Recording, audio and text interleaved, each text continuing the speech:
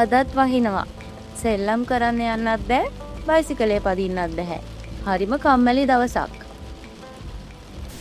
ජීවන මේ ගමන කන්දාරි දෙවින මන්දකාරි නොලේ පලෝතා යාරෙන්දු සොයාමදේ යාරෙන්දු සොයාමදේ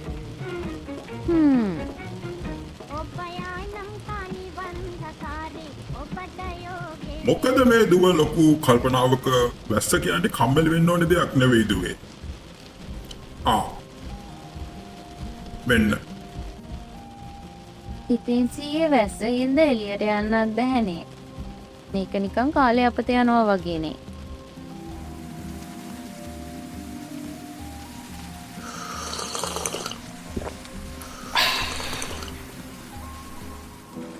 දුව බලන්න අර තැඹිලි කොළ උඩට වතුර වැටෙන විදිය.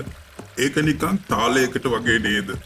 අර බලන්න ලේනෙක් වැස්සෙන් බේරෙන්න කොළයක් යටට වෙලා ඉන්න ලස්සන හැම දෙයක්ම අපි දකින්න ඕනි විදියක් තියෙනවා දුවේ. හිතන්නකෝ වැස්ස නිසා නේද හෙට මේ ගම තව තවත් කොළ පාට වෙන්නේ. අපි නිදාගත්තට පස්සේ තුරුලතා පිරිසිදු වෙන්න කියලා වැස්ස මුළු රෑම මේ ලෝකය හොදනවා.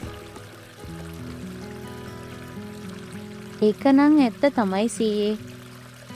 වැස්ස තමයි ගමට මැජික් අරන් එන්නේ. ජීවිතය කියන්නේ හැම වෙලාවෙම ලොකු දේවල් කරන එක නෙවෙයි. වැස්ස වැටෙන මොහොතක ඒ නිහඬ නිසංසල බව ඇතුලේ තියෙන සුන්දරත්වය දකින්න පුරුදු වෙන්න.